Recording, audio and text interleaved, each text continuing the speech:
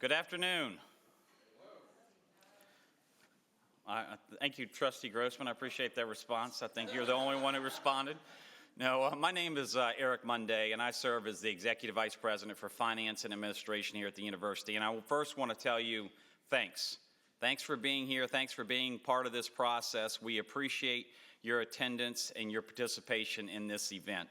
I'm going to make a few opening comments, and then we're going to turn it over to a colleague from Sasaki & Associates, which is a firm that did our campus master plan and that's helping us do our transportation master plan. So I'll introduce him in just a moment. The frame of our conversation today is about the tremendous change we have on the campus. I think we're all aware over the last 40 months, we've invested nearly $1.35 billion in new facilities and adjustments and renovation and capital outlay projects throughout the campus. With that brings amazing opportunities, but it also brings sometimes amazing challenges. And so what do we know? We know that there have been significant transportation challenges on the campus. We know that there needs to be improved communication about those and about things that are being done to mitigate those.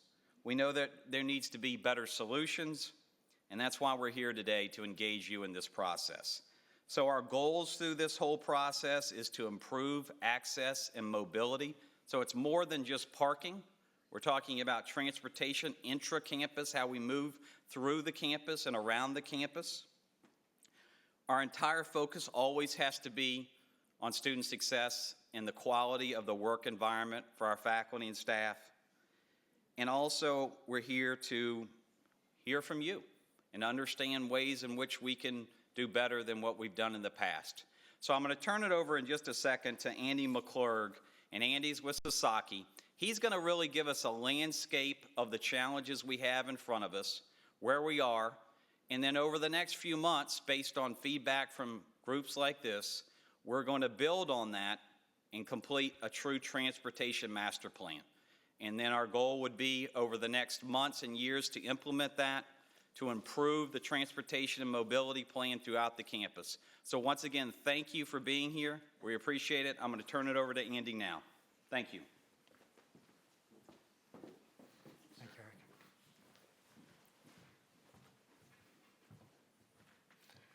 Eric. Hi. Thanks, Eric, for the introduction, and thank you for having me here. As Eric said, I'm from Sasaki Associates. We are planners, engineers, architects, and landscape architects, and we worked on the campus master plan with a lot of folks here over a couple of years. I just want to say that you have a really great campus here, and it's something that you should treasure and work constantly to improve. It's not an ordinary campus. It's not one that people take for granted, I think. You have a place, it's a classic flagship institutions campus, and it's something that really invigorates the educational experience of everyone who comes here, and I think can be part of a really great lifestyle for employees too. So what we're here about is to make sure that the transportation system contributes to that campus quality and helps you navigate what in some respects are the difficulties that this tremendous amount of beautiful open space and beautiful array of buildings poses to you. So let me talk a little bit. This is just about the agenda for today's meeting. I'll tell you about how we got to this point of the planning process and where we're going from here. I want to share with you some guiding principles that were drawn up by the campus's working group as a way to make sure that the transportation plan does what it needs to. Then we'll talk about the regional context, how the campus sits in the Lexington region, and then zoom down to the campus itself and talk about its characteristics and its population. And finally, we'll just distill some issues and opportunities out of that we can use to start a conversation and to invite your your input. I want to say that we've only been working on this job for a couple of weeks. You can see Sasaki engagement started in December. So we've put this together based on the good work of some previous consultants, Carl Walker Associates and Nelson Nygaard, who specialized respectively in parking and transit. We're going to try and weave all that together. We've taken their information and put it into sort of a summary of existing conditions. But we don't, at this point, know all the answers, and we're not even sure we know all the questions. So we want to reach out to you, invite you to tell us what your problems are with the transportation system, and we'd love to hear what you love about it. But this is an opportunity for us to listen and to make sure that the opinions and needs of the campus community are foremost in the development of the plan. We're here in January for a public meeting. We'll be back in a couple of months, and we'll be ready at that time to share with you some preliminary recommendations for further discussion and refinement, and then we'll work throughout the spring and summer to complete and package the transportation plan. The transportation guidelines that I mentioned to you, these were drawn up really just to make sure that the transportation planning process fits within the larger agenda and priorities of the university.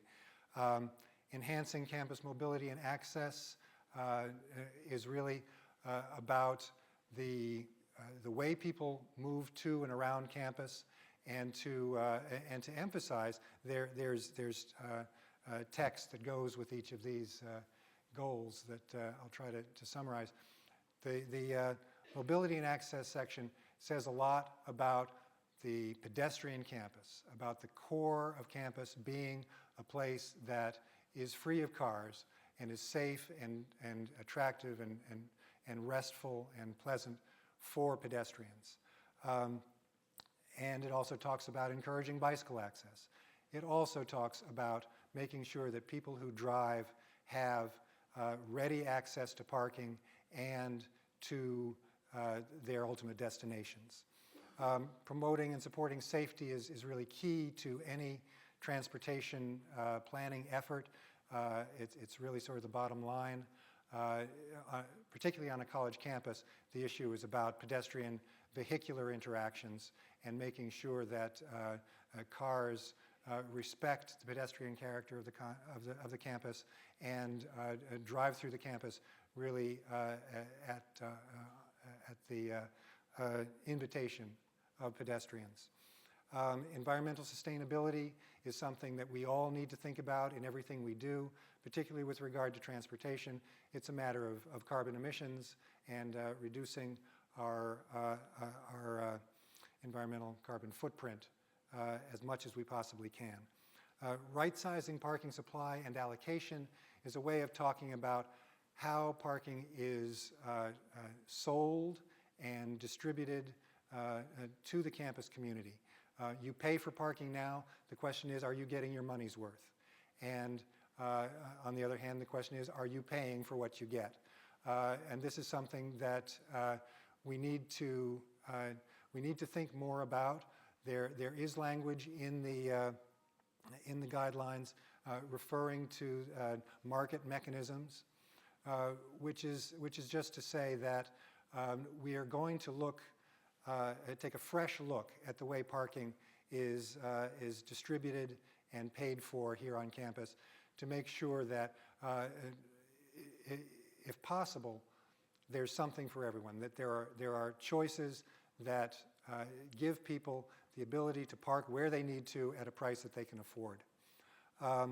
Accommodating campus growth and transformation, as I showed in the last slide, we've got a master plan that's been adopted by the university that talks about future buildings and physical development, and the transportation plan has to be part of that. And finally, assuring financial self-sufficiency is about the fact that the transportation and parking division at the university is a self-supporting unit that needs to generate revenue in order to pay for parking, transit, and all the operations that go along with maintaining the transportation system. So we're just going to be paying a lot of attention to what the solutions that we come up with cost and where the money's going to come from. So now let me talk a little about the setting for the UK campus in the larger Lexington region. First, looking at where students live and how they get into campus. This information is based on the survey, the web survey that was put out last spring, not on the basis of any enrollment statistics or data. So it is from a sort of self-selected source, but it gives us a pretty good picture of the distribution of students around campus. And what you see here is that they're distributed within a fairly tight area, mostly within New Circle and Man of War. And as it happens, that region is pretty well served by Letran buses. There's more to be said about that, of course, but you can see that the Letran route system is designed to cover the area that within which most students live. When you look at employees, on the other hand, it's a much different story. They're more widely spread into areas that are really not accessible by bus. And as you'll see, that means that they're pretty reliant on private automobiles to get here. The regional bike network is a very important thing to know about, because bicycling should be a significant element of transportation planning for the campus here. You're in a good bicycling environment, weather-wise and topographically. So we're encouraged to see that the city of Lexington is thinking very hard about bikes and working hard to develop a system that really will provide safe bicycle access from throughout the city and beyond. All of the green lines are planned and proposed facilities. When those come online, you'll see the development of a really very usable regional bicycle network. So that's a quick overview of the regional transportation system. Now zooming in on the campus, we'll be referring to these zones as we go throughout. These were set up by the parking consultant for their data collection process, but they also define a set of neighborhoods that each have unique characteristics and characters, land uses, that really condition people's movements around campus and their need to go from one place to another.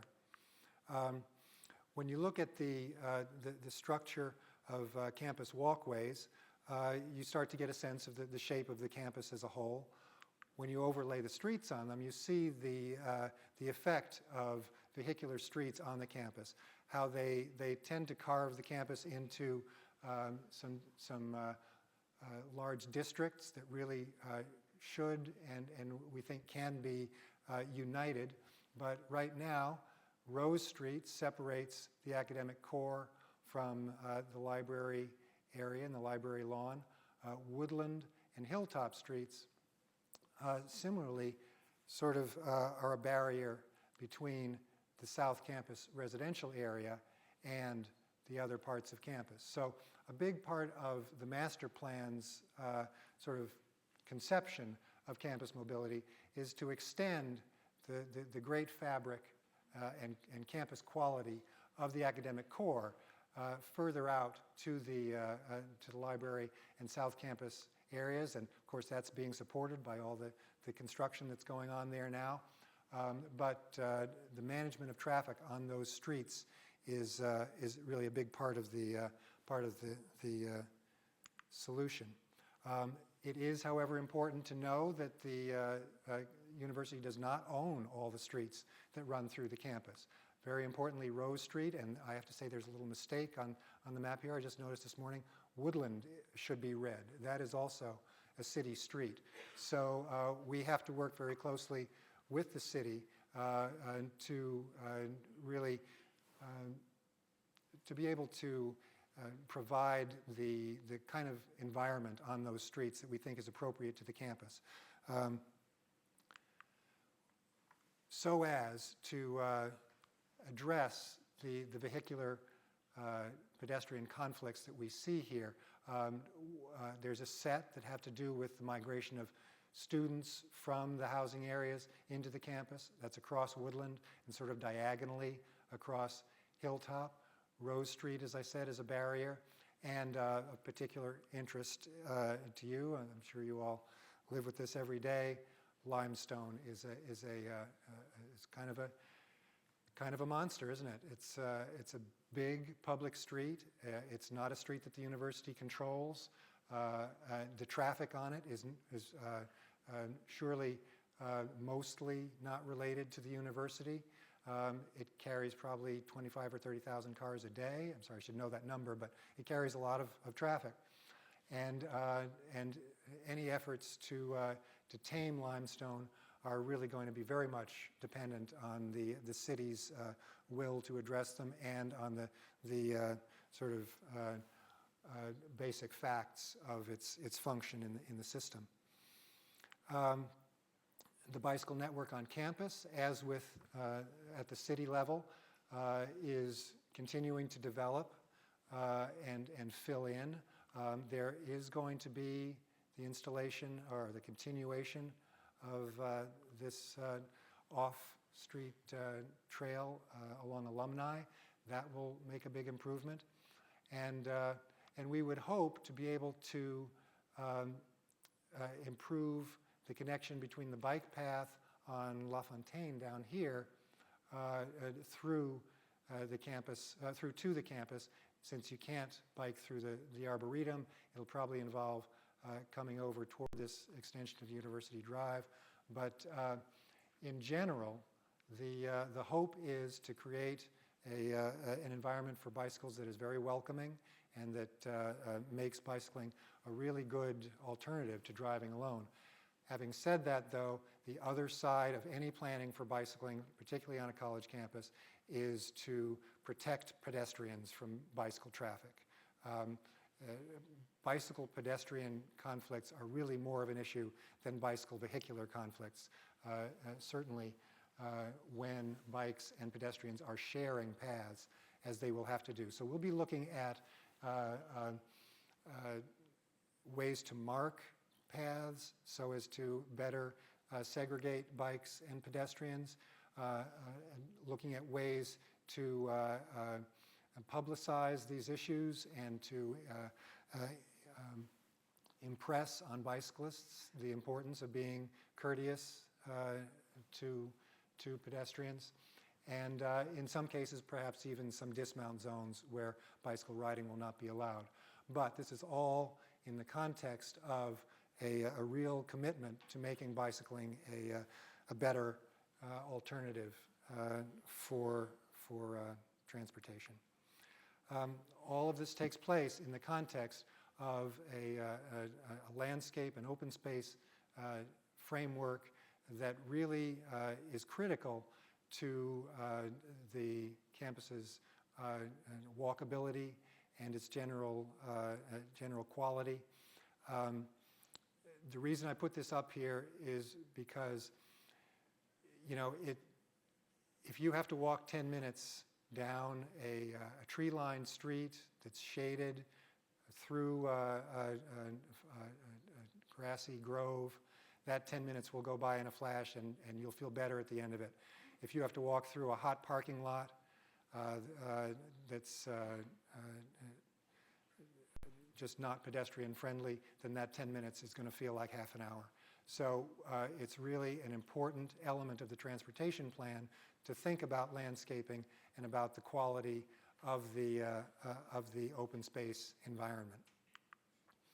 Now, looking a little at how the whole system is used by folks here, just some basic facts. We have about 33,000 students. Of them, 7,000 residents who actually bring more cars per capita to campus than do commuters. That's not surprising, probably, but it also indicates that a lot of the student cars on campus are not necessarily going to be used every day, and that indicates some opportunities to mitigate their impact on campus. The other thing I'd point out here is that the 13,000 faculty and staff have more parking permits than the 26,000 students. And again, no judgment implied there. It's perfectly understandable, but it does show the sort of disproportionate impact of employees on the parking demand and on traffic conditions on the campus. A little about the alternatives that people use to get to campus. Students, about half of them drive, about a quarter of them walk. Now I should say commuter students includes everybody who doesn't live in campus housing. So you could live across Euclid Street and be classified as a commuter student, but you'd probably just be walking. About 8% take transit and about 4% bicycle. We would like to increase both of those percentages, and we'll talk more about how to do that. The bottom graph is just from the survey, people telling us when they arrive and depart on campus, and it shows a sort of all-day flow in and out by students. You'll see how that's different for employees. But first, let me just show you the location of the student housing, which is really pretty much in the three zones that you see there, and where students are located in the middle of the day. At the peak hour of classes, of course, they're almost all in the academic core.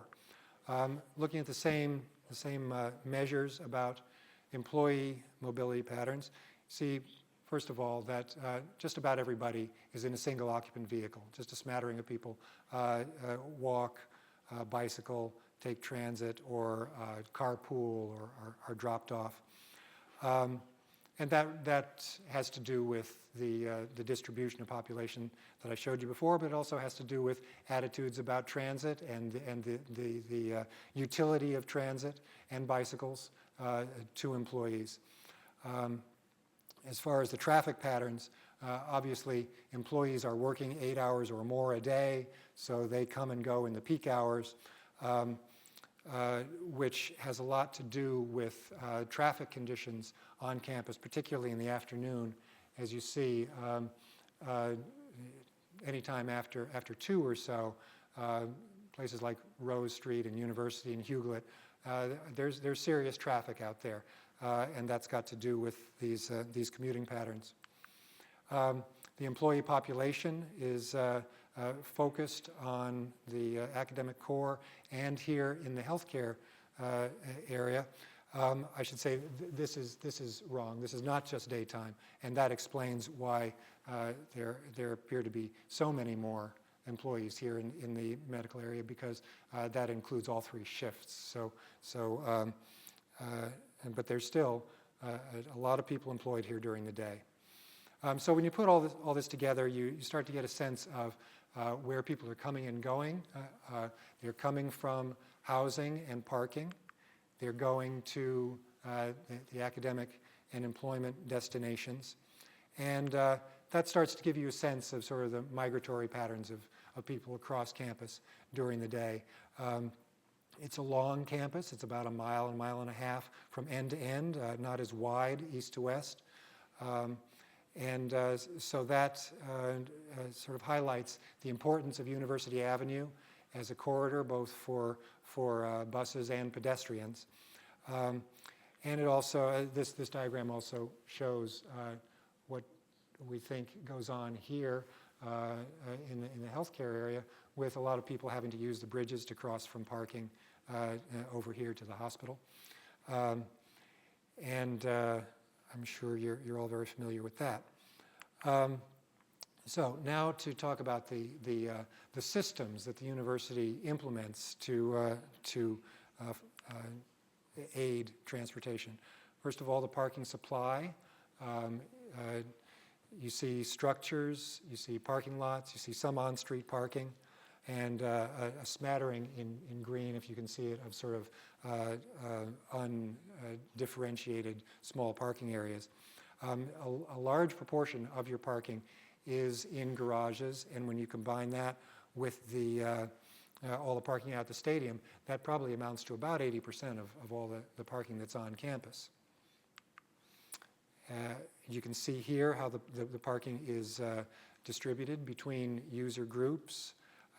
You've got a fairly large component that is designated for mixed use by employees and commuters. And then you've got employee-only parking and this fairly huge reservoir of parking out at the stadium. That parking and the folks who use it are served by the CATS system, as well as the Letran 14 route, which really serves as a campus shuttle. What you see here is the route structure, and you'll notice that it's built a lot around the idea of loops, and at least the blue and the yellow routes run on that loop pattern, and the university and we will be looking at maybe restructuring this system somewhat, because a loop route is sort of inherently inefficient in that you have to go all the way around it, either at on your trip or on your return. So we'll be looking more at sort of a point-to-point system that would be more efficient and legible for users. Some statistics on the transit service.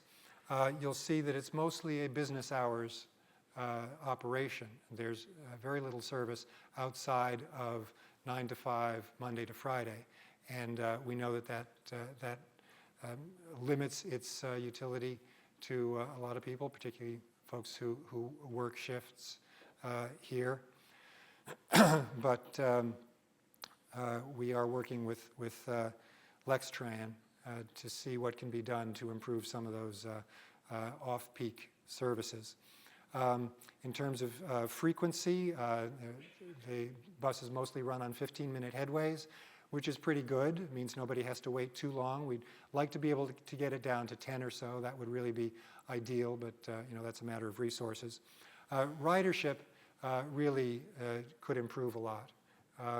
You see the ridership, particularly in passengers per service hour, looks pretty slim, particularly on those blue and yellow loop routes, which shows that they maybe don't work as well as they could. But we would hope to be able to make the transit system useful to more people. And that means not just improving service for the few people who are using a particular bus now, but looking at different markets and looking at the sort of demographics and desire lines and movement patterns of people across campus to maybe structure routes that actually can pick up larger groups of people along the way. Part of our analysis of parking has revealed that even with the existing route structure, there are efficiencies that could be found in maybe consolidating some bus stops. What this is a pattern of 2-minute walk circles. And you see by how much they overlap that there are some inefficiencies, that there are stops that could be consolidated. The little ovals are stops where more than one line stops, but there's all these other dots where only one bus stops and where other buses might go right past it. So we think that if you were to consolidate stops and sort of spread these circles out, you could probably reduce the travel time for buses and make the whole system work a little more smoothly. Going back to parking, this is how parking is allocated between user groups and permit types. And no surprises here, I'm sure. I guess I just point out that the stadium parking is, is a big part of the whole campus supply. In the evening, things change a lot. Parking frees up. And any valid permit is usable in most lots, except for the student residential lots. Now, the next couple of slides are going to talk about, on a somewhat finer scale, the relationship between population within the neighborhoods and the parking supply. Population is represented by the number of permits issued to people who are primarily located in those zones. So, for instance, in Zone 2, you've got 1,568 parking spaces and 2927 permits. So clearly, there are people who work in Zone 2 who are parking elsewhere. And the task here is to make the transit and other connections between where people work and where they park better. I'll show you the commuter side, and this may be a little more sort of recognizable to you in that it shows how the stadium is really the reservoir of available parking for all zones, including the health center. Although Zone 7, the Ag School, also is a good place for you all to park. Resident parking is a similar story in that there's a lot of resident parking that's available out at the stadium, but some of the residence halls also have some proximate parking. Now, how does this actually play out day to day when people show up here? This shows the result of parking occupancy counts that were taken by the parking consultant back last spring, and it's kind of an eye-opener. We go to a lot of college campuses, a lot of state university campuses, and a lot of them are structured very similarly to yours, with a historic campus core, maybe some more academic development and sort of in the back, and housing, and then further away, the football stadium and a lot of parking, which of course serves double duty as both commuter and event parking. But at most other campuses, these spaces will not be in the red zone. It's really important when you ask people to park remotely and take the bus to be able to ensure them that they will be able to find parking in those remote locations. And that is kind of no longer the case. In the last few years, we've gotten to the point where even the remote parking is quite full. The one blue lot here is at about 60 to 80% full, or call it 60%, but that's the parking of last resort. That lot was chock-a-block full until the orange lot was created this year, and now the orange lot is full. So although we are devoted to sustainability and to transportation demand management, and will continue to push those ideas and opportunities throughout this process, we have to acknowledge that you've got what I would advisedly call a parking shortage. And so we will be looking at ways to, opportunities to create more parking on campus.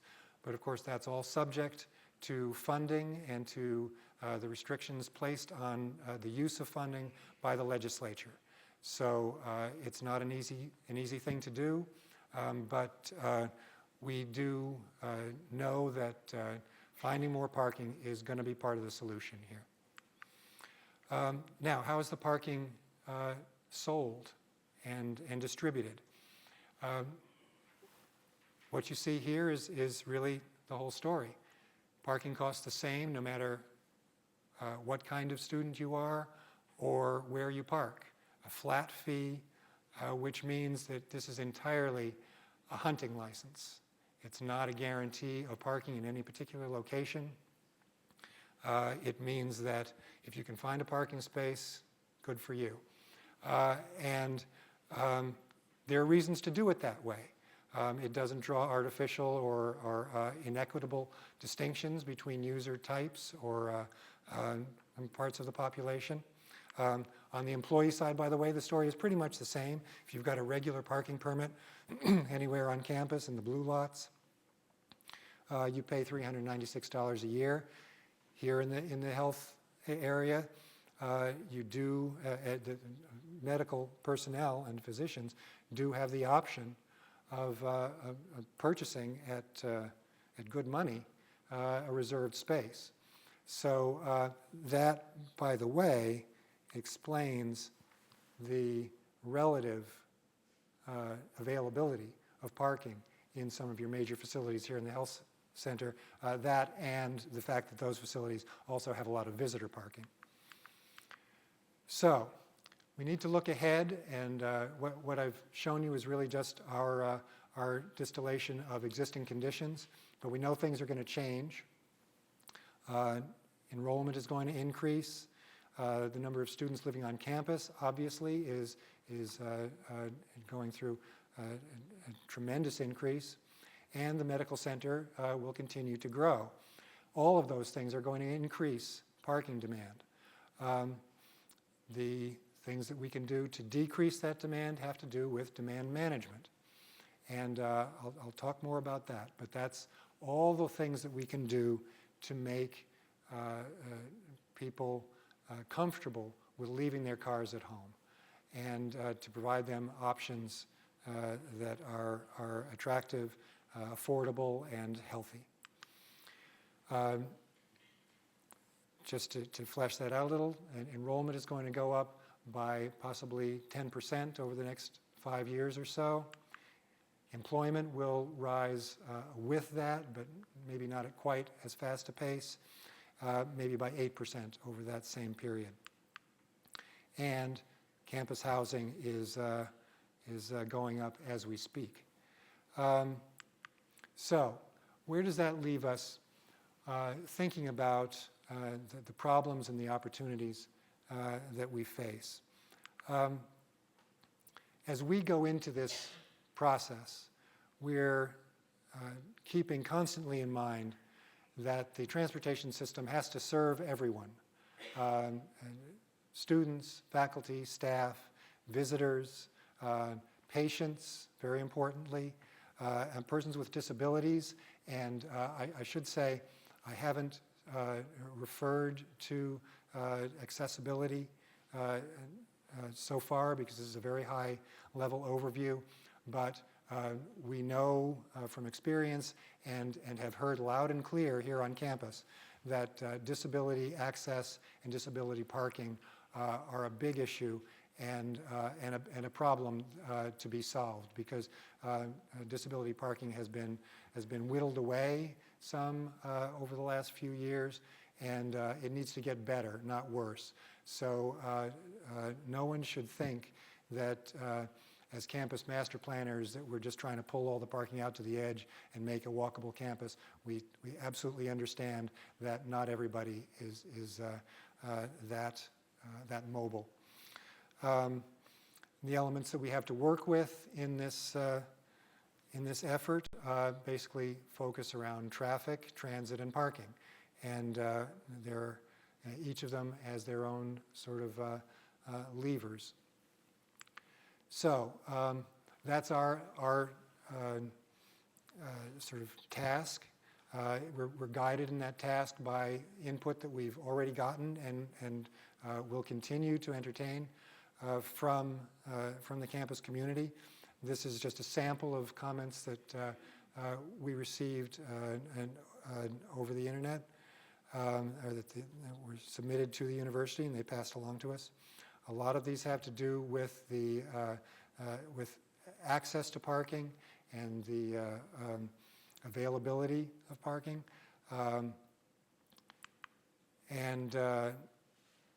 So we will be paying a lot of attention to those issues. One thing that came out of the survey in terms of user experience is actually kind of hopeful. It shows that by and large, the campus transit service, irrespective of how efficient its route system is actually providing pretty good daily service to the folks who use it now. Most people don't have to wait too long for a bus. I'm sure everyone's got a counterexample, but on balance, 15-minute headways seem to work pretty well. We would like to get them down. I think 10 is sort of an ideal standard, but that's a matter of resources. So, how do we approach transportation planning? It's important to understand that there's a supply side that has to do with how much parking is there, how much transit is there. There's a demand side, how do people use the parking in transit? How can we make those elements work better for them and provide travel options besides driving cars? And there's this land use component, which fortunately, having just completed a master planning process, you've done a real good job of, but it's about the co-location of facilities so that people don't have to travel any more than is necessary. As we often say, the best transportation plan is a good land use plan, and you have one of those, so that's good. Another diagram that we really want to impress on you all. This is sort of something that circulates within the parking community and that everyone should understand. You can have cheap parking, you can have convenient parking, you can have plenty of parking, but not all three. You can have 2 out of 3. Why not? Because if parking is convenient and cheap, there's not going to be enough of it. Everybody's going to want it. If it's cheap and sufficient, and there's plenty of it, particularly on a college campus, it's not going to be right where you need it. And I should say in this regard, going back to the idea that this is a great campus and a special place, we are going to be very firm in our assertion that it is not our goal to provide parking next to everybody's building, destination, office, or classroom. As a college campus, as an environment for collegial learning, and what you want is to keep the cars as much as possible out of the core. And we are going to do everything we can to make that system work, but we're not going to change the basic approach that affordable, sufficient parking is the goal, but absolute adjacency to your parking is not ever going to be a goal. So, I'm sure that doesn't make everybody happy, but I think this is really sort of an iron law. It has to do with geography, parking, and people's destinations, particularly on a college campus, are not going to be in exactly the same place. As we go through the planning process, we're going to also be looking very hard at some of the issues that you might say were kind of left hanging in the master planning process. The transportation plan is going to be an opportunity to drill down and really solve some of the issues about campus circulation and traffic management. One has to do with, as I mentioned before, the influence of vehicular traffic on Hilltop and Woodland and how that separates the residential area from the main campus. This is a safety issue. If you've been out there on an afternoon, you'll see, or a morning even, you'll see people streaming across in this direction. There's a particular crosswalk on Woodland. There's a sort of undefined crossing area here that carries a lot of vehicular traffic, some of which may not even be campus related. So we'd like to address that. The impact of rows on the campus is something that we'd really like to diminish. It's a street that really should not be carrying so much traffic through the heart of campus. We would like to do everything we can to minimize the impact of the street. Whether that means closing it, I don't know, but in any case, it should be possible to manage traffic on the street so as to keep it only to essential vehicles. I should say, you never completely close a street. We're not going to tear it up and plant it as grass, and if only because of the permanent need for emergency vehicle access. So we need. That experiment is being done right now. Well, yes, yeah, and so. But even now, you can get around that barrier if you have to, and there are occasional cars. So that's what I mean by saying you never completely close it. But you're right that it's an interesting experiment, and we want to learn from it. I think what you often find when a street that everyone thinks could never be closed gets closed, life goes on, and so we are very, very eager to find ways to really sort of one way or another. Heal the scar that Rose makes through the heart of campus. Another issue, though, that we have to keep in mind is the importance of the parking here on Funkhauser and on Library Drive, most of which is disability parking. So it's not just for privileged faculty members. It's very important, and we are not going to lightly do anything that would restrict access of people with disabilities to that parking. We also have to think about crossings of Avenue of Champions, especially as the new housing is developed on the north side, and we're working through a landscape master plan now that addresses that issue. That's also is one of these issues, as with this one here at Limestone and Upper, that really are a matter of collaboration with the city. All I can say about Limestone and Upper now is that it's an ugly mess, and we sure hope we can come up with some ideas that will help move toward a safer and more gracious traffic pattern through that area. We don't know what's happening with the Newtown Pike extension. Right now, it seems to have sort of been pushed to the back burner. But whether, and I don't know if you know about what that is, but it's a scheme to extend Newtown Pike across Broadway at a grade separation and connect it to Scott, which is now this little dead-end street, and start bringing regional traffic right into this point. So just the thought of that makes us realize how important it is to think hard about how to better manage pedestrian and vehicular traffic at that point. So that's the story as far as we understand it about existing conditions and the immediate future. This is a summary of those observations, starting with. Again, I want to reiterate that this is all about making this a better campus. I've talked about these issues. We know that parking is at a premium, and that that's a real thing. A lot of this, there's a couple of points here about transit connections and integrating the transit and parking system. That really is.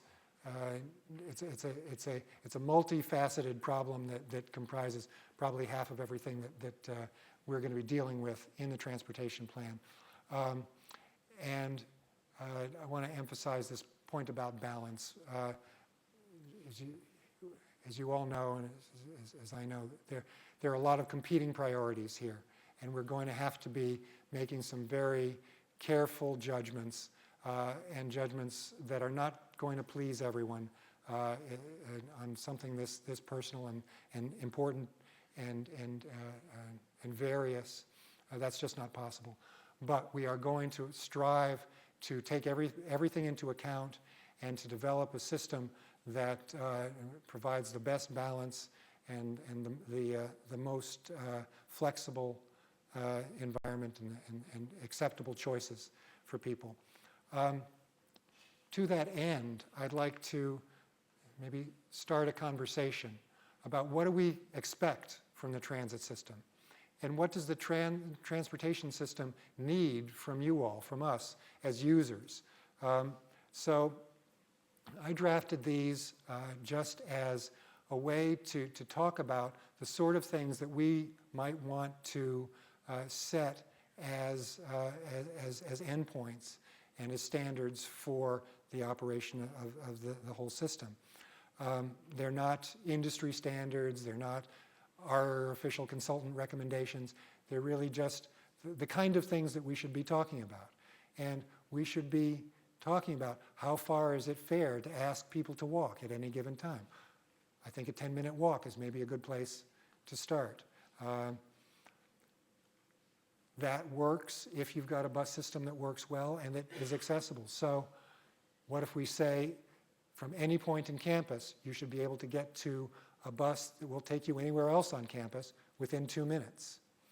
And that you shouldn't have to wait for the bus for more than 15 minutes. I think that's on the high side. But let's start with that. And that all goes toward this sort of system-wide goal of saying, well, what if we said that we will try to ensure that anybody coming on campus from any point through any gateway, by car or bike or on foot, will be able to get to their destination on campus within 20 minutes. So that means get to your parking space, get parked, find a parking space, get to the bus, get on the bus, take the bus to where you're going, get off the bus, and walk to your destination within 20 minutes. Maybe that's 25 minutes. Maybe it should be half an hour. I don't think that's the most important thing. What's important, I think, and what we've heard so far from the people we've talked to, is that it be predictable, that you'll be able to rely on that standard. Because we're never going to promise people that you won't have to spend 20 minutes or half an hour getting from one place to another. We can't do that. But we should do everything we can to ensure them that they won't, not be able to find parking and have to drive around for 20 minutes that they hadn't planned on, or that the bus is going to be late or not come. Those are the sort of things that are within human control. And I think the goal should be to say, we're going to create a system that gives people some sense of confidence about how long it's going to take them to get from one place to another. Once you know that, then you build it into your schedule and you make it work. But we think that that's the way to think about the function of the transportation system. We had a meeting previously where somebody said, it took me 20 extra minutes to get where I was going. And I said, well, what do you mean by extra? I think we need to think about travel time in two segments. There's the sort of basic, irreducible time that it takes to get from one place to another, and that may involve waiting for a bus or walking to a bus stop, but that is sort of a fact of life. And then there's this other part that comes from not being able to find a parking space or running into traffic, the sort of things that you don't expect. That's the extra time, and that's the margin that we're working in. So that's what we want to focus on. I just want to end by qualifying all this with a special concern for people with disabilities. And with that, I'll open it to questions. We want to have a good discussion here. We've got a half an hour or so, and after today's session, we encourage you to continue to participate, in particular by emailing us or commenting through the website that EVPFA has set up. So thank you very much. We're going to open it for questions now. We are live streaming, so we're going to have to ask you to come to a microphone if you can. Although, maybe we'll do it the way we did yesterday. We'll try to deliver the microphone to you. But let's have people speak into the microphones, and let's go. I'm getting paged, so I'm going to go ahead and go, if you don't mind. I've been here for over a decade, and I've never had a problem finding parking until the last 2 weeks. I've been late to work 3 times, and I come in before people are leaving for lunch, and then I leave sometimes at 11:30 at night. So when I come down Alumni, the place where we used to be able to park, there's tons of parking. Can you open that back up for hospital employees until all this construction is completed, maybe? And also, the new parking area that you have, those buses are parked along the sides. Can't they create white lines along the sides like they have in the spillover lot? You would create at least 30-some parking spaces just along the side of that new lot.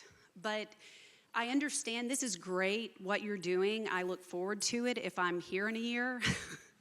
But it would be nice if we could have parking and I don't have to drive around for 20 minutes. And I swear, if you all open up that lot, you would have to have a shuttle that goes to that lot again to pick people up back and forth. But I mean, I think if I kept getting raises, then the price of parking going up wouldn't be an issue, but I'm not. Like, I'm not getting paid more. So it would just be nice if we could have some parking. Okay, let me just say, we're going to get probably 2 kinds of questions here. Questions about what we've been talking about in the master planning process and sort of the long view. And then there are going to be questions about particular issues. I'm going to defer on those to Lance Broking, who's the Director of Transportation and Parking here at the university. Yeah, we figured we'd probably get some of these questions because we've been getting an awful lot of them through our listserv as well. Let me talk a little bit about the orange lot and what the current situation is, and then what kind of the longer-term solution is.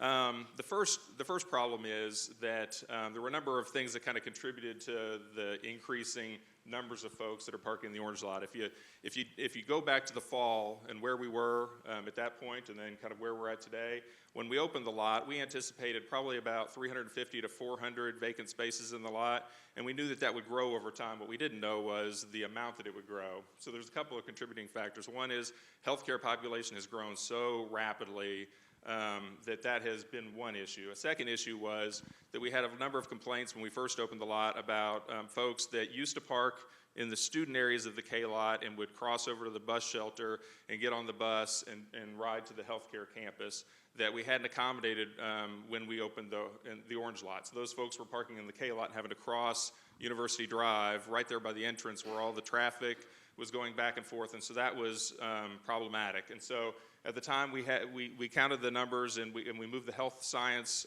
professional students from the K lots over to the orange lot. And so we were still doing okay. We were probably about 200 spaces to the good, and then as the semester went on, it just kept growing and growing and growing. And by the end of the semester, and those of you who park in that area probably observed this, that we were down to about 50 spaces in the far reaches of the lot.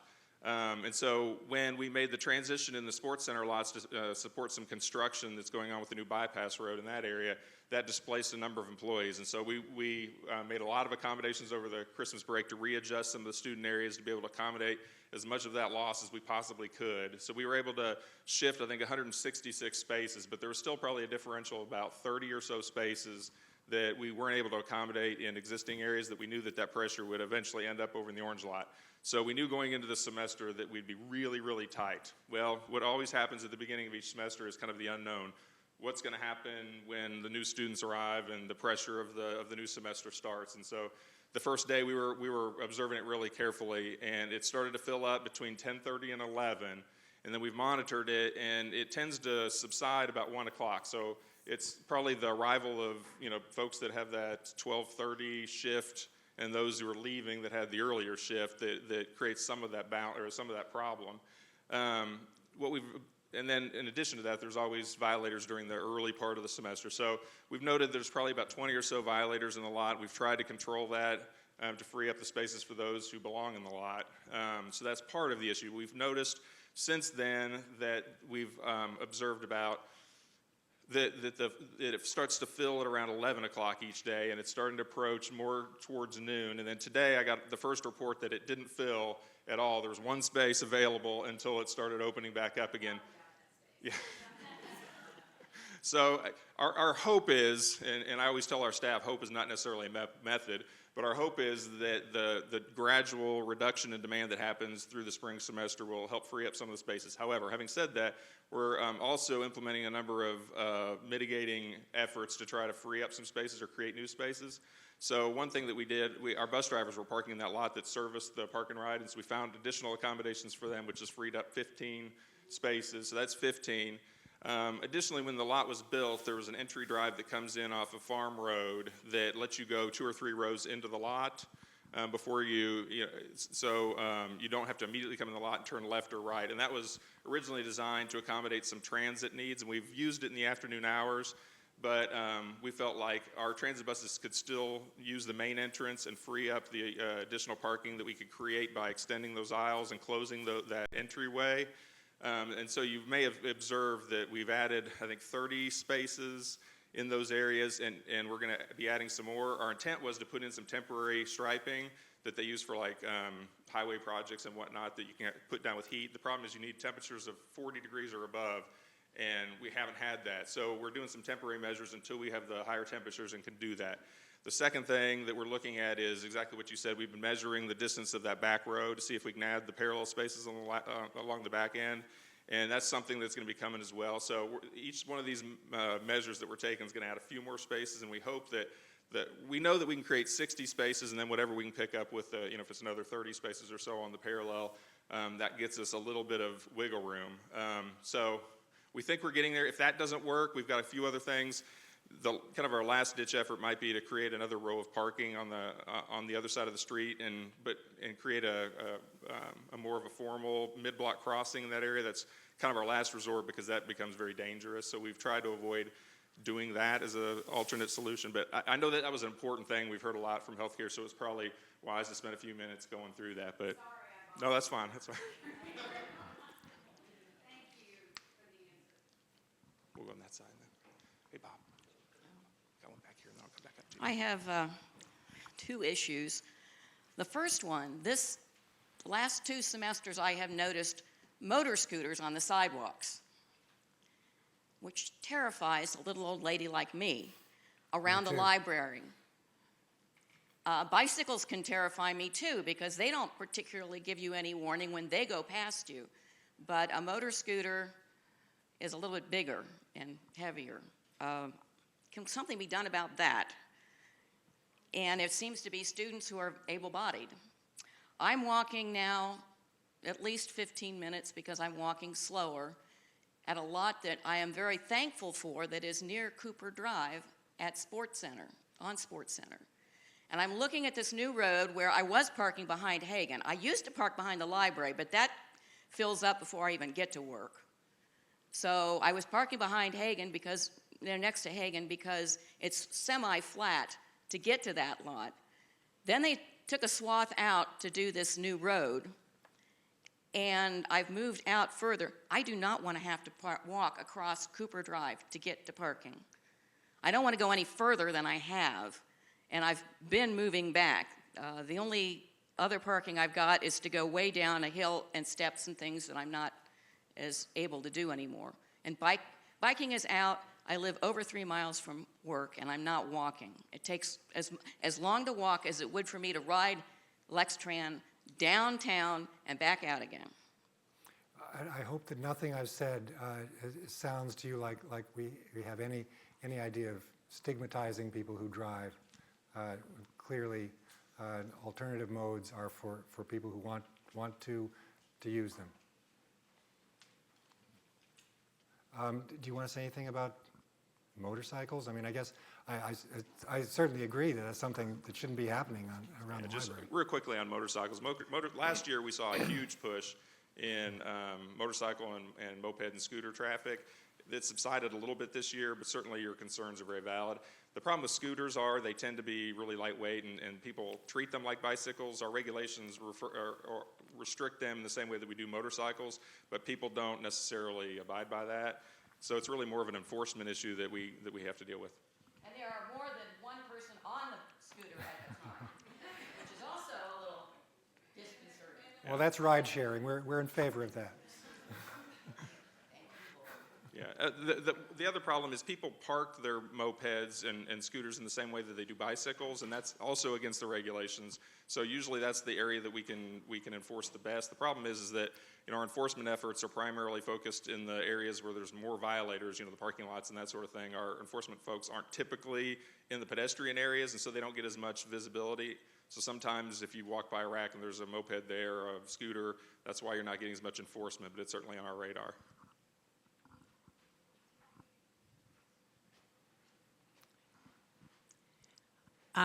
I disagree with you that you can't have it all in all of those three things, because I don't think anything's impossible, and I think that there are some really terrific architectural designs that can build up and build down, and that you can provide parking for the people that work in the buildings.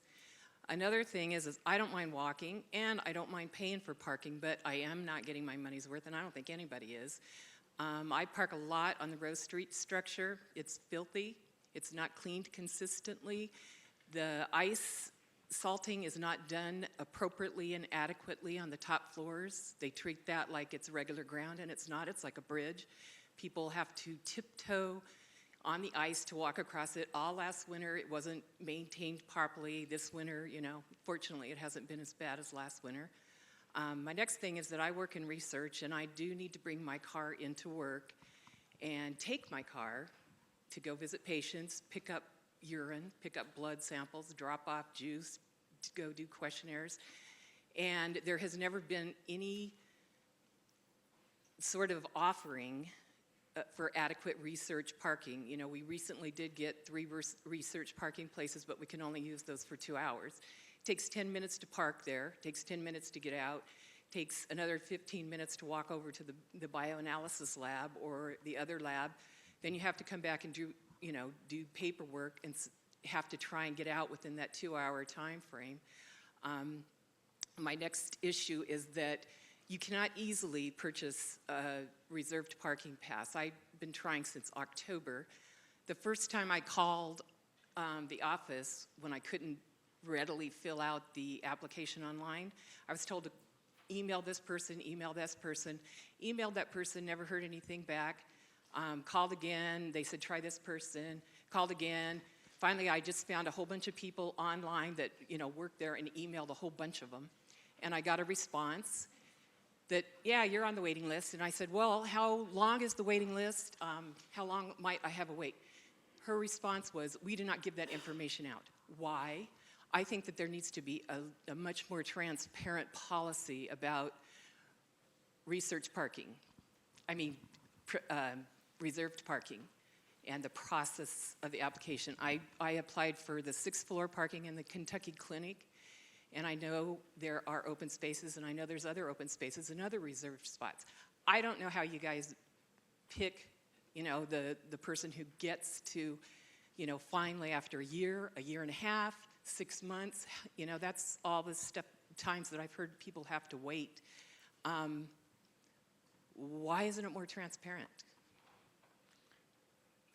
Well, I think the part that I can address is just to reiterate that we really do understand the need of people to drive, and particularly in the health center, there's visiting nurses who have to come and go, and there's no intention to make it any more difficult for people who need to move around. I know the intention's not there, there, but the fact of the matter is it does make it really difficult and very hard to do your job within an 8-hour time frame and get everything you need to done when you have to park for 2 hours, then go find, spend a half hour driving around trying to find another parking place. I don't use the buses because they're, the suspension in them is just extremely poor. I have a bad neck, and I almost got whiplash last time I rode on one of those because they go over the speed bumps and they're just so bouncy. It's just, absurd. I know other people that won't use those buses just for that reason too. But it is very inconvenient, and nobody really expects everything to be handed to them, but they do need and expect to be just treated a little bit better you know, and, you know, I think UK recently has like bent over backwards to make things difficult for people in the fact that from the Rose Street structure, there was a new little walkway between the newest dorm and the construction that's going on Rose. A lot of people were using this path to get them over to Huguelit, and they put, instead of, you know, making a little trail, putting some gravel down or putting some, you know, mulch down, they put a chain link fence up to block people from that. There's no reason on earth to do that except just to be mean. So, I'm not happy with parking, never have been, and I doubt if I ever will be. I just want to address one thing, and we've talked a lot about this through our meetings, and that is the need to provide some sort of proximate and predictable parking for folks who, for professional reasons, have to come and go off campus. And I know in the health enterprise, there's an awful lot of you who have external campus obligations to come and go. And so that's something we've been actively looking at, and certainly through our process we're going to be looking at as well. And then kind of a subset of that is for personal obligations. There's a lot of folks who have that same need. And so trying to figure out a way within our existing system, you know, the current system is first come, first serve, hunting license. So if you're here at 7 o'clock in the morning, you get prime parking. If you have a different shift or different obligations, it becomes much more difficult. So how do we create a system that meets the needs of both groups? And that's certainly a big part of this study.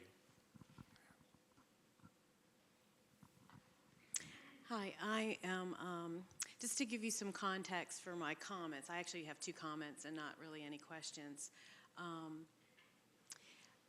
Until recently, I worked at UK for about 4 years. I live in one of the adjacent town-gown neighborhoods. But prior to coming back to Kentucky, I lived in North Carolina and worked at major universities there for the past 30 years. So my comments are being informed by a community citizen, a former worker here at UK, and then just seeing how other campuses have handled this. My first comment is sort of big picture. I think the move to push the parking, decks, lots, whatever, to the perimeter, and then provide robust internal transportation systems is a good one. I would love to see the Rose Street closed, the Rose Street parking deck gone, Kentucky Clinic parking deck moved out, Huguelit, Washington, all those closed. And it's been my experience with other campuses, when you start to do this, the generations that go through those growing pains will complain and bellyache. Being one of them, I did that. But ultimately, it can work really good. The success of it is contingent upon, as you pointed out, robust internal transportation. The bus system has to work and get people, as you say, to their destinations in a reliable amount of time. You have to know if I park here and there will be a bus quickly and take me to my spot. And I don't think that the bus system works very good internally on campus right now. When I did work at UK, if I had a meeting, I was sort of near the academic core. If I had a meeting or class in the hospital area or wanted to meet a colleague over somewhere, the bus system wasn't going to get me there. We had cars we checked out, and then we had little employee parking, and that's just not a good way to do it.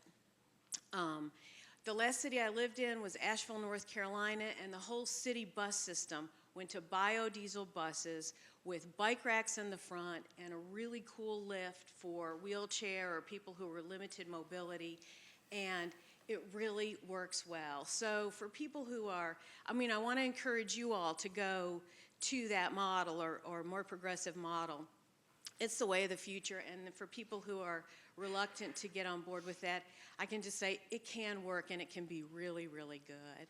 I'm really disappointed, though, to hear you say that increasing the transportation system is resource dependent. Everything is resource dependent. It really is a matter of priorities. So I would like to encourage your firm and then our staff that are involved to not throw down the "we don't have enough resources" card. That's a cheap out.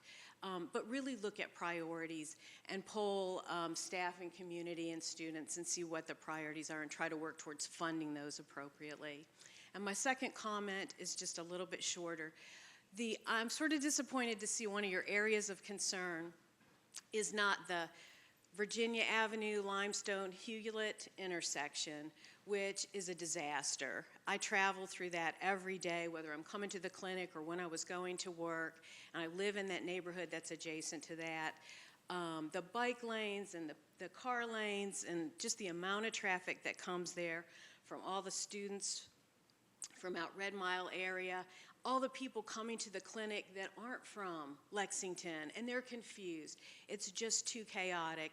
So I would suggest trying to pull that clinic parking, and then that three-way stop at the clinic parking entrance is so confusing, even if you use it all the time. And then remember, people are trying to get into employment services there right at that. So just, I would like to see that intersection on your hit list of things to look at. And I think that clinic parking could be like the Press Avenue parking deck, as long as there was a good shuttle, like the shuttle here at Pavé Parking. A good shuttle to get them into the Kentucky Clinic would work. So I think all this is reparable, and I just want to spur you on to doing some good work. Thank you. Okay, well, we will put the Virginia limestone intersection on our list of areas of concern and definitely look at. With regard to resources, I'll just say, in the planning process, we don't give up on anything just because we think it might be expensive. We do the plan, we work through the alternatives, we come up with the best possible plan, and then we look at how can we afford this. We can't ignore financial constraints, but they're not going to constrain our creativity and our thinking about solutions. First of all, that map you showed of the utilization of the parking spaces was a real eye-opener for me. One comment about how I like to make the lot that you call the lot of last resort, that last bit of blue on the upper right side. I believe some of those spots, many of those spots are going to be taken soon by a new football practice facility. So that lot will probably be turning red very soon. I don't know when the construction is supposed to start. When your lot of last resort is 90% occupied or more, there is a really serious problem. The other point I would like to make is one thing that you haven't mentioned, which might be able to help make it more palatable for people to be parking on the periphery of campus, is to provide bicycle transportation for free from those peripheral areas into campus, to provide bicycle shelters and a place where people can lock their bikes and leave them when they go home, and that has some security associated with it, so they don't have to worry about them being stolen. That might make it more palatable. I know before I before I was given a parking permit, and I needed to bring my car in, and I didn't want to pay the $2.50 to use the scratch off, I would park at on a street fairly far away, and I would put a bicycle on the back of my car. And after I parked, I would get on my bicycle and bike the rest of the way in. Obviously, in snowy and icy weather, that doesn't work very well. And it's a lot harder to find a spot on the street nowadays as well. But nevertheless, it might be another component of your solution. Very good suggestion. I just had a couple of comments one about the 10-minute walk. Being in healthcare, when you're on your feet 12 hours a day, the last thing you want to think about is a 15, 20-minute walk back to your car. And at some point, you're waiting for a shuttle, sometimes even 20 minutes. Like, they're not consistent, and that's really frustrating. I live in Nicholasville, so biking or Letran is not an option for me. I would like it to be an option for me, but it's just not. So I would like to see more consistency with the shuttles. Yesterday I was late because I waited over 20 minutes. When I emailed about it, the response I got was, well, get to work earlier. That was the gist of it. And also with the lack of people using the routes, the buses on the routes, I think it's lack of communication, because I had to get to the main building and I didn't know which route to use from the med center. And I emailed a person, and they forwarded that email, and they forwarded that email, and the first response I got was, well, it's on our website. I didn't think that was an appropriate response. So I think communication's a big issue also with parking. Thank you. Hello. I do work in employment, and last year I hired 400 people for healthcare. So quite a few people, and these are just temporary employees. And complaints about the customer service from the Parking and Transportation Office were extremely consistent. And I'm not talking about just complaining about parking or not being able to park. I'm talking about the attitudes and customer service provided by the individuals at the Parking and Transportation Office. And in addition to that, you had mentioned earlier that you're working with Letran and helping people with shifts earlier in the day.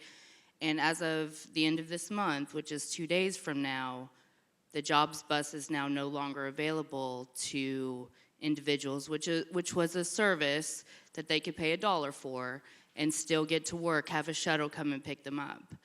And so now our custodians who keep our hospital and our campus clean will now no longer be able to take that service anymore. So that's a pretty big concern for us over in employment for our employees that may be looking at the end of their assignments because they can't make it to work on time anymore. And that's the only option that they have. And then the only other thing I have to say is individuals who make $8 an hour are paying the exact same for a parking pass as people who make $80,000 and $100,000 a year. So that's a little concerning as well. That doesn't seem equal to me whatsoever.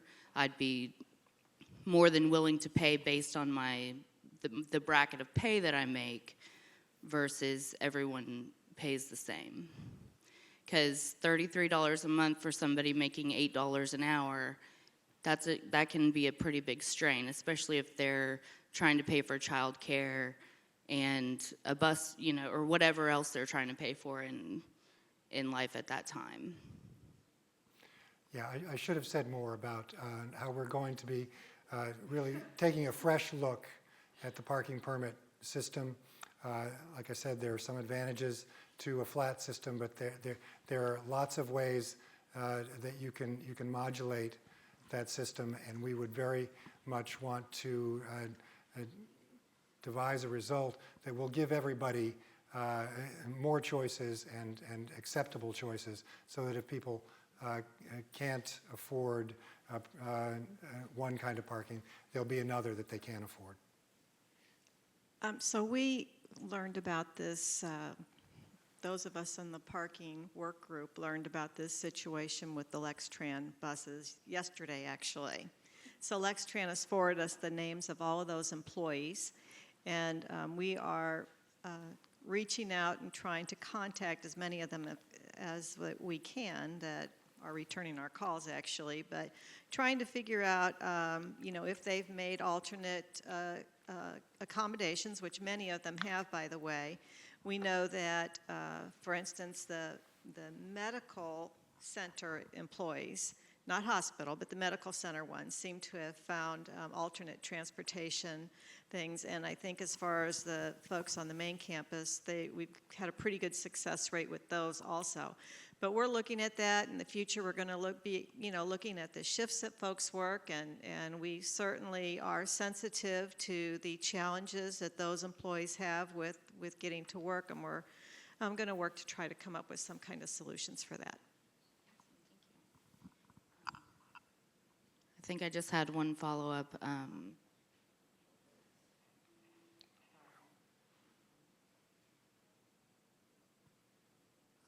So there's a plan of action for the people that aren't going to have that early morning transportation anymore. And gotcha. How many have not been able to find alternative transportation? And going forward, we're going to have to even look at how we're structured in our organizations to see if that's something that we can work around some accommodations, if you will. And then my follow-up about the customer service, that's basically my job every single day, is to provide customer service to not only departments but applicants as well. And I hope that that's something that we see a change in reflection in. I'll briefly talk about customer service. Certainly, customer service is a big piece of what we do. We have staff that's committed to that. If you have specific examples, certainly forward that to the leadership, and we'll be happy to address it.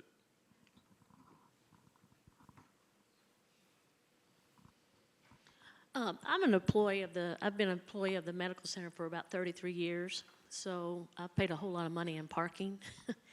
But I have a handicap parking pass, and I work over in the College of Dentistry. And there are only about 20 spaces out back on the VA drive. About 2 years ago, I was in a bad car accident and crushed my back. I'm paying $400 a year for parking, and I had to pay somebody to bring me in here to get to work because there's no way I could walk the distance in the brace that I was in. I'm just wondering, are you all thinking about handicap spaces? Sure, yeah.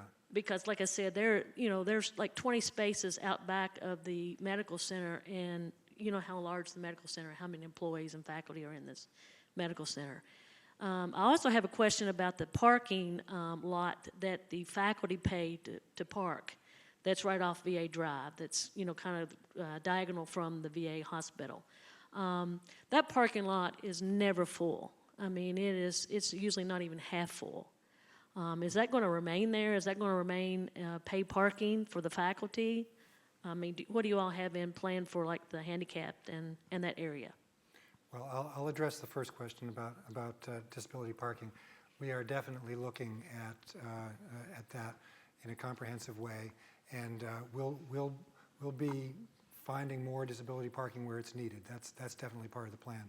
As far as the other question, Yeah, reserve parking is a difficult beast, and for the rest of campus, we have a first come first served system. So the way it works is the closer in parking fills up, and then it's 100% capacity, and then as the day goes on, that capacity moves out to the far reaches of campus, and so that's the most efficient way of managing parking. Reserved or zoning people is much different, and that is that you have to have a certain number of vacant spaces in each lot so when somebody arrives that they are assured of space. So in the healthcare reserved areas, we have sold at 100% in each one of our reserved areas, and even in all of our lots, I know we're oversold at least 10%, some of them more than that, because you have to accommodate for folks that may be doing clinical operations somewhere else or vacation or sick leave. There's always some transition. Managing that is really difficult, and then layered on top of that, we have to always accommodate a certain number of vacancies in the lot because healthcare is always recruiting new clinical faculty to make sure that there's space available for when they recruit those folks. So it's kind of a complicated. The smaller the lot is, the more difficult it is to manage that and make sure that we're managing it and getting the most efficiency out of the surface lot. So it's kind of a moving target, but our goal is to try to make each lot as efficient as possible. Thank you. I just have one more concern. The university is going and putting a lot of the employees on time clocks. That's nothing to do with transportation, but does mean, getting to work on time. If you do ride the shuttle out there in the orange lot, it usually takes about at least 20, 25 minutes to get from there to the medical center in the back of the health science research building. If you get 4 occurrences, you get written up, and you can even lose your position. So we're paying money to come to work, and it looks like that we should be able to get to work on time. I live on outskirts of Jessamine County, and I leave at 7 a.m. in the morning. And like I said, I'm looking for our handicap parking space, and usually there's nothing left by the time I get here. It usually takes me almost an hour through all the traffic getting over to the area where I park. But just something needs to be, it's just hard. We've just got to be able to get to work on time. So, you all have your job cut out for you. well, thanks. Thank you. We have heard that concern about folks being on time clocks a couple of times already, and it comes back I think ultimately to the predictability question. You can't be surprised when you're on a tight schedule. You need to be able to rely on knowing how long it's going to take you to get to work. My concern is also about rate of employee parking. At $400, you can look at it like this as well. Well, I have a quick question too. Do you pay for parking? Oh, good. Excellent. All right. At $400, you can look at it like this.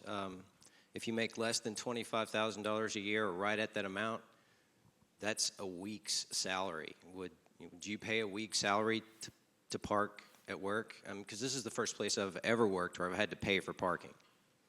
So these are some departments that I randomly searched on Kentucky.com, and these are the percentages of people that make $25,000 or below a year. The campus physical plant is 33%. The medical center physical plant's 22%. Stores is 27%. Family and community medicine, it drops down to 4%. Library, it drops down to 6%. Plant and soil science, it's 6%. Computing services is 0%. Admissions and registrar, it's 15%. Campus recreation, just to throw an odd one in there, it's 74%, but I'm sure they have a lot of part-time student employees. Cancer services, it's 19%. Acute care services, it's 38%. Medical center admitting, it's 44%. Pavilion A preoperative services in this building, it's 22%. Out of all those, it's an average of 23% of people that have to budget a week's annual salary to pay for a hunting license. Good point. Very good point. I'm someone who lives in the near neighborhood, and I'm just, every day I face the fact that our streets were designed in 1920 and 1930. And the university, it's a big, beautiful university. It's got growing pains. It's busting its seams. Everything in the near area is also just busting out. And we're having trouble here with the kind of, I'm very much in sympathy with the idea of making the university an oasis for those who live and work here to walk and bicycle and so on, but we want to walk and bicycle too, and we live in the near neighborhoods. I actually brought a map because it's interesting, my hot spots coincide with some of the hot spots you mentioned. So if that's possible to put it up, let's go ahead and do that. But I guess the first thing I want to say is big picture-wise, in terms of planning, what I want to know, and I hope you want to know, is how many people are going to a traffic magnet within the campus, and how many of them are really pass-through people who are trying to cut through the campus to be elsewhere. Because we have quite a number of really rather wide, well-designed roads that cut through the campus. They're public roads. What's it called? Hilltop? Not Hilltop. Has a big median strip. It was designed to be right next to those tall student dorms and to see students walking across the street and going to dining facilities and so on. Woodland is a minor arterial. Limestone, of course, is the principal arterial. Rose was a minor arterial, and now some of it has dwindled down to a collector. What I'm seeing in this aim to redesign so that there isn't so much cut-through traffic is you're running the risk of putting that traffic instead on streets that are still less suited to it in the near neighborhood. I would ask that you work very closely with the city, and probably this is phase 1, and working very closely with the city is phase 2. Not really sure, but we need to know how many people travel on roads before we think about whether to cut them down. I'm very concerned about 24/7 closing of roads when they are highly congested with students only maybe 8 a.m. to 4 p.m. You could actually even serve an evening rush hour through the campus if that's the case. And I follow some of the planning and the transportation planning downtown at the city offices. And I've noticed 3 or 4 plans that UK has worked up and gone to the city with, and one of them is a done deal, and one is in the design phase, and one is in the construction phase. And I've seen very little opportunity for citizens to get involved and have input on them. I guess I can start with the one that's a done deal. Washington Avenue was closed, and I share the concern of the woman who said that Huguelet is a nightmare. That's very true. Well, Washington Avenue took 1,400 cars daily off Huguelet. It runs parallel to it. Is that really the best way to protect the bike lane on Huguelet and all the pedestrians on the campus and around the campus and in the campus by closing that next road? And that's done. It's no longer a public right-of-way. Alumni is in the design phase. There's a plan to make it from 30 feet to widen it to 75 feet. It's a great idea. They're going to put bike paths all the way along it. That sounds wonderful. There'll be pedestrian accommodation as well. I haven't seen anything to get across Alumni yet. When you go through the Arboretum, there's a path through the Arboretum and it comes out on Alumni, and then it's like a wall of fire, really. And Cooper the same way. Someone has already mentioned Cooper. Here's an it's just a terrific opportunity for people who live south of campus, fairly near in, to be bikers and to be pedestrians. But if it's not safe, they're not going to make a habit of it. We could have lots more commuters from that area, but you can't cross Alumni, you can't cross Cooper. Although they're widening Alumni to more than double its current width, they say that it's near capacity now in terms of cars. I'm sure the redesign will help accommodate more cars, but they're not adding lanes. I'd like to know if that's really prudent, or could we add a lane there, maybe even a reversible lane? Would that be a better design? And here again, it's not that I want to add roads and lanes, but I'm thinking about Cooper, which is nearer in. And if we need to widen something, let's widen the one that can take the pressure off Cooper. So there's this alumni project. It's in the design phase, and I hope there will be opportunities for neighbors and citizens to weigh in on that and be a part of that design. And then the other one. I hate to interrupt you. We were here till 4 o'clock, and Andy unfortunately has to catch a plane, and I'm afraid if we drag him on too long that he may miss it. So if you would like, you're welcome to come and talk to us afterwards. We'd be happy to do that.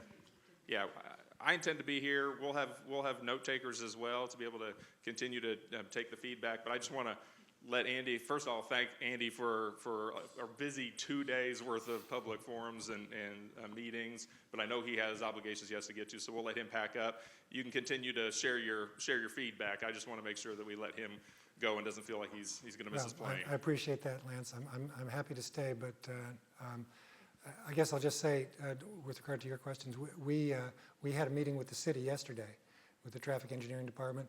They raised some of the very same questions that you did, and that's going to be an ongoing conversation. This was regarding alumni? Well, specifically about the general impact of displacing campus traffic onto neighborhood streets. Thank you. Thank you.